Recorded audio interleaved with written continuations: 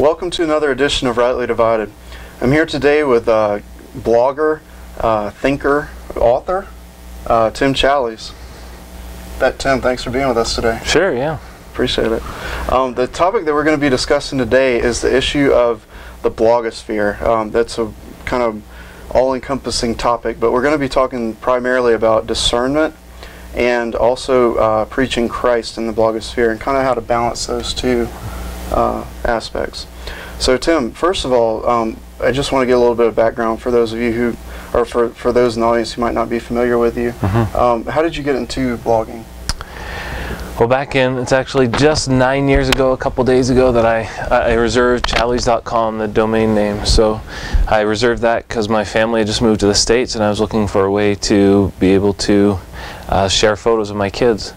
So I went ahead and reserved the name and then started uploading photos. And along the way decided to write an article or two and put them out there. The first one I wrote was called The Myth of Mother Teresa. Oh, wow. I was just writing about how evangelicals perceive Mother Teresa compared to what she actually did in the world. The second was a book review of The Battle for the Beginning by Dr. John MacArthur.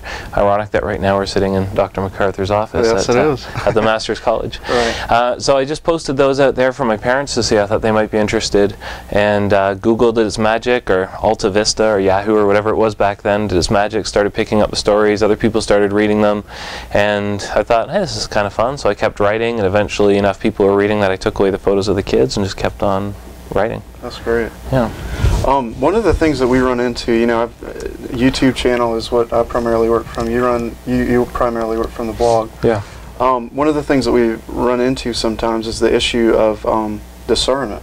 There's various issues in Christendom that need to get addressed, but also there's the problem of maybe addressing them in a way that's not very Christ-like. Yeah. How do you? I've read articles of yours where you basically went and you critiqued a certain individual, and you did it in a gracious way. Like you didn't have to come out and viciously attack them. How do you find yourself keeping the balance whenever the truth is at stake like that? And just yesterday, I was here leading chapel yesterday here at the Master's College, and I spoke on speaking truth in love. So that's been something that's been resounding in my mind for a few years now. Speaking truth, we have to speak truth, but we have to do it in love. And so that's what I've been trying to do. So I think when I'm looking at a particular issue, what I'm doing is trying to gauge how close it is to the core of Christianity. And so if somebody's tampering with the gospel, somebody's right there at the core tampering with the deity of Christ or the person and work of Christ, then I think we can come out guns a-blazing and just allow absolutely no quarter there. If it's a little bit further from the gospel and it's a secondary issue or a kind of third order issue, then I think we can slow down, we can think these things through, we can be more gracious about it. So I just try and figure out that there's some people who come on strong for every issue, no matter how far it is from the gospel, no matter how what a disputable issue it is, they're just in there pounding away. But I at least try to figure out just how close it is to what matters most. Right, and if touching on that a little bit, like let's talk about a little how the person that pushes too hard on everything, and also the person that withdraws from everything, is detrimental. Like we need to have a balance, and that balance isn't there all the time. Right, and there's a lot of blogs out there. All they do is pile on. Whenever anything's bad, they're in there piling on. They have their alerts set. Anytime anything bad happens in the world, they know about it and they respond to it, and that's just what they do. I don't think that's a healthy thing.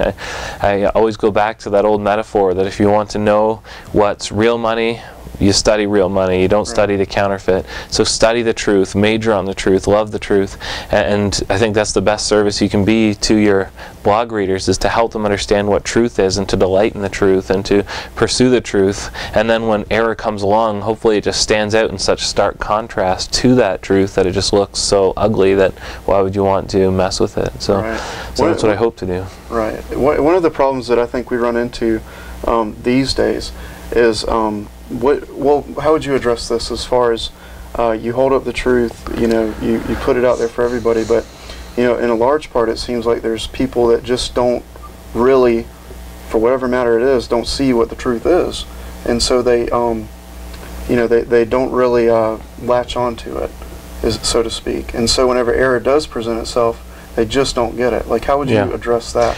Sure, I think I see that often in book reviews. So I'm writing a review of a book where somebody has brought forth theology that's just unbiblical, and a lot of people are reading it and not seeing it. So maybe The Shack is a good example of somebody who is in a fictional setting in the midst of a story sharing theology that was directly opposed to Scripture. So especially as it pertains to the Trinity, just sharing an unbiblical view of the Trinity. But most people read it, they got involved in the story, they didn't see that, and so I just tried to draw that out in a rather substantial review. Just tried to draw out some of those things, showing where their view of the Trinity and some other parts of theology were unbiblical. I tried to do it nicely, not scoldingly, but still firmly, saying you have to understand this, you have to see this. And really a lot of what I try and do on my blog is just, I try and find pressing issues in the church, so issues everybody's thinking about, and then just try and address them, so at least people have something they can agree with or disagree with. Even if I'm not right, I'm saying here's what I believe about it. Even if I'm not right, at least then it gets people thinking in that direction. They can agree or disagree, and I'm certainly not always right, but at least right. And so at least I'm hoping that I can help people think in one direction or the other, and at least get that started, get the conversation started in the blogosphere, and see where that leads. Right. One of the things I think that we're finding a lot in evangelicalism is, you know, the younger people. We live in a different time now. Whenever you and I grew up, you know, we had Super Mario 8-bit, and we had, you know, newspapers, physical newspapers that you read. Right. And we really had no way to, like, disseminate our ideas to the public, you know, basically, unless it was to friends at school. Aren't you glad? Can you imagine the ideas you would have disseminated to the public at 16 years old? Yeah, I'm still worried about some of my disseminate these days. You know? But they, the kids that are growing up these days, they have a different means than we did. So you get into the social networking aspect. How would you? I mean, I know you have 3 kids of your own. Whenever they get of age, what advice would you give to, you know, parents and teens alike? In terms of being responsible with that stuff? Well, I think you've got to model it for your kids. So right off the top, don't get them a Facebook account until they're 13, because that's the rule.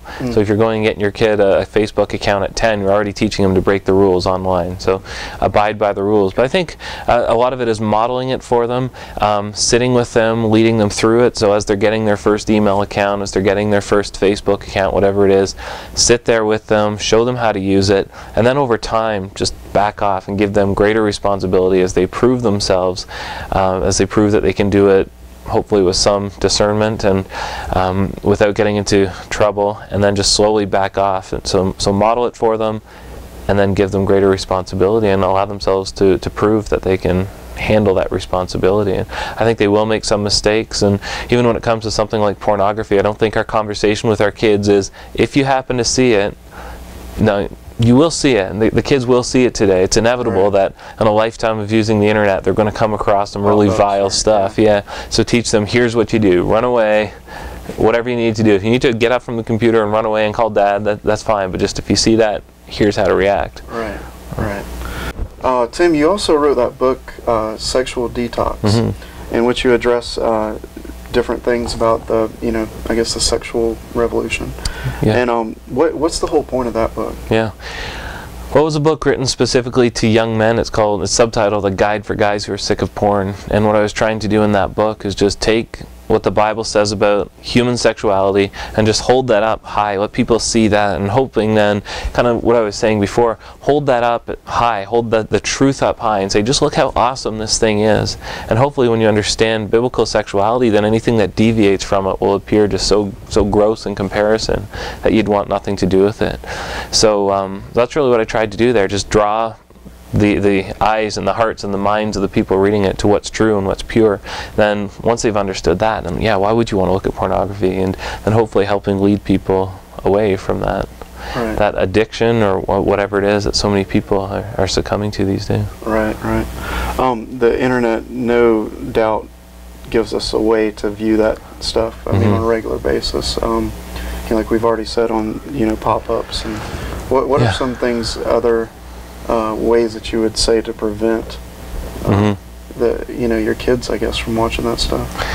Yeah, again, I think it's just modeling it for them, helping them understand how to use the internet wisely, how to use it well. Being aware, it's hard as parents, we quickly fall behind our kids and their knowledge of technology, so a lot of us just kind of give up and say, well, I feel like a fool even talking about this stuff. But having the confidence and being aware enough to help them understand what they will see. And the average kid now is coming, or the average boy anyways, is coming into contact with pornography for the first time at age 10. And often it's on a handheld device, an iPhone or something. Right. So you can go put all the blockers you want on your computer, but if your kid has a cell phone or the neighbor has a cell phone, he can see it there just as easily. So right. Again, a lot of it isn't having this conversation. If you do happen to see it, you will see it. Here's how to deal with it. You will face sexual temptation.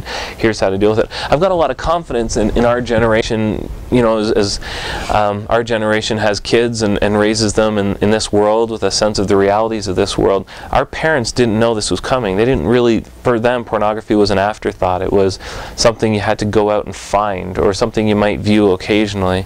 In our generation, it's there. And, and most guys in our generation fell into its trap and had to work hard to get out.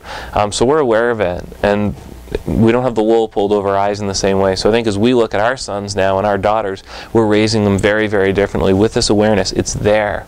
It's seeking you out. It's coming to find you. So I've got a lot of hope that we can help our kids avoid the problems that our generation had because of our ignorance and the ignorance of our parents. And it's not, I'm not being mean, they just didn't know it was coming. It's not a negative connotation. Right. Everyone told our parents, you got to get computers for your kids, they're the future. So our parents got computers. Then the internet came along, get an internet account.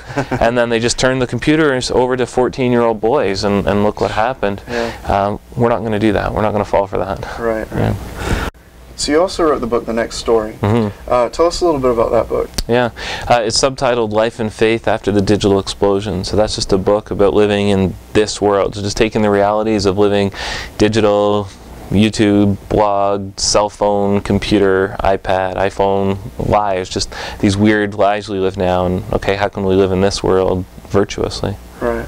I know one of the things that I struggle with a lot, I'm in law school now, but even with that, I mean, with the studying that comes with that, is just constant distraction. You know, you got to constantly update your Twitter feed, you know, see who's tweeted. You got to constantly check your Facebook, and even if you don't do it, that desire is still kind of there, and it's distracting, just that desire in itself. Talk a little bit about distraction, I guess, in this time.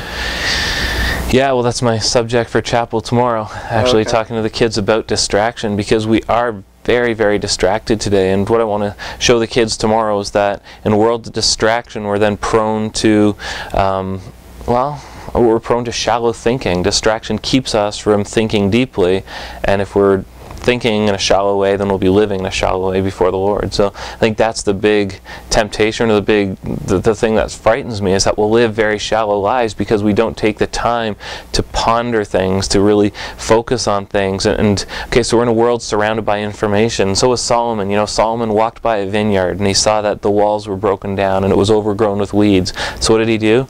He stopped and he considered and he pondered. And then he received knowledge, and he saw that, okay, this is what happens when you're lazy. Not lazy in all of life, but just one step at a time. You're lazy today, and lazy tomorrow, and lazy the day after, and before you know it, you've got nothing. You're destitute.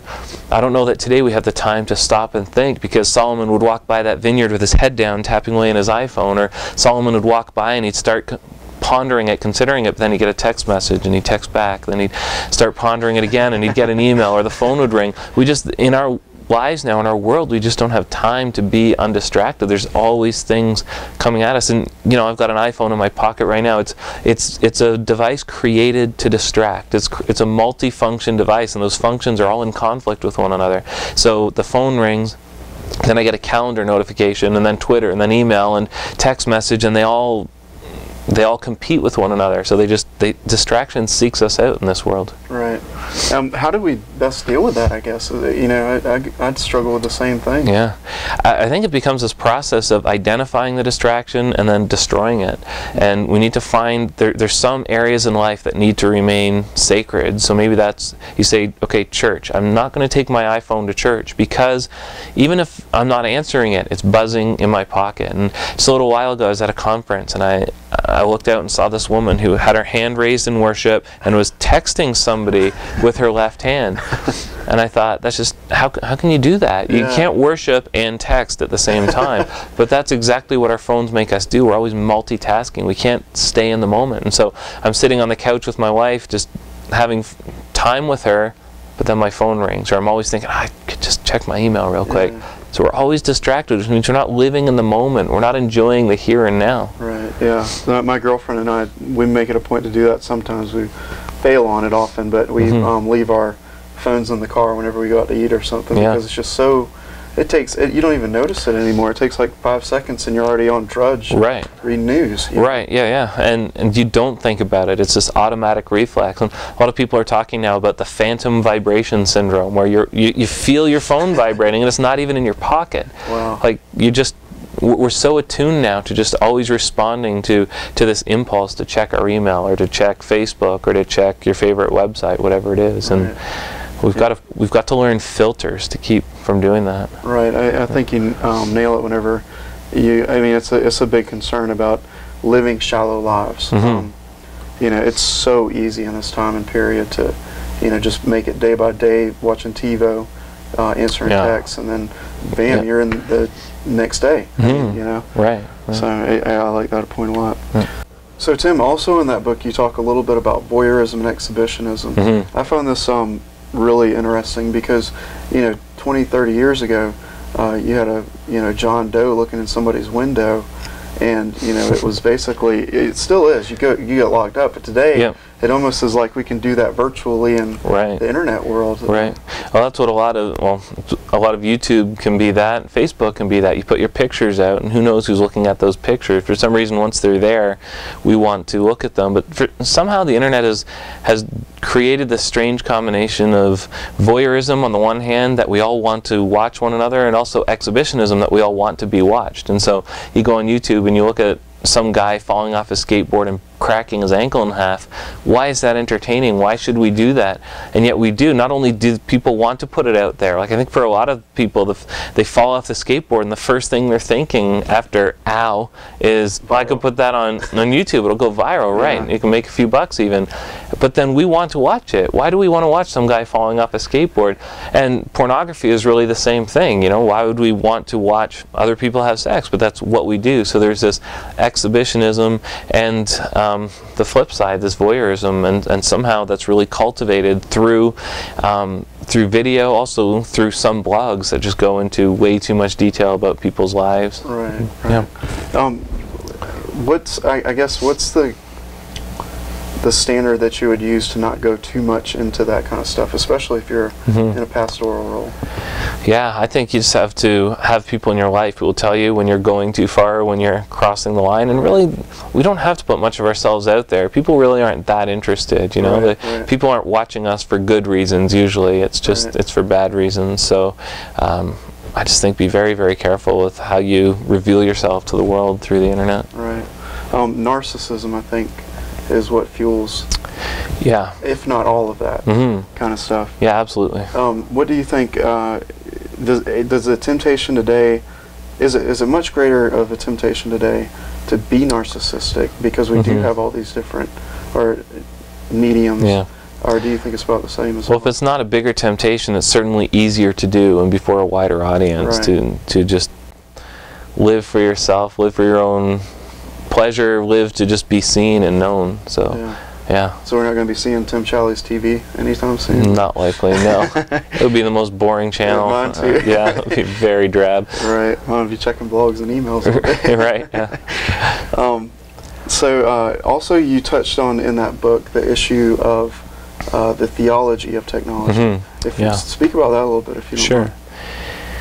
Well, I think the theology of technology begins with theology being a good gift of God, that in order for us to carry out our creation mandate, our God-given mandate to go into the earth and subdue it, we had to use technology. Adam couldn't name the animals without the technology of language, and he couldn't plow the fields without the plow. So technology is something we use in order to serve the Lord. The problem is that we live in a sinful world, and so technology, like everything else, is subject to the curse. So if we don't work very, very hard to reel it in, to use it wisely, it will start to use us. And because technology always offers us such good things, because it's always offers us cleaner lives, better lives, healthier lives, more convenient lives, well, it's not far to make it an idol and to put our trust in technology. And you don't have to look far to find people who really do have faith in technology. Technology will save us. Just if humans can just progress far enough, we'll no longer have to die. We'll no longer have wars. And there really are some great manifestos out there proclaiming trust in technology. But so maybe we don't go that far, but maybe we do really believe that technology keeps us safe, or technology is there to protect us and keep us. So there's always this balance, I think, where you're using technology, but you're not going so far that you're basically putting your trust in it. Yeah.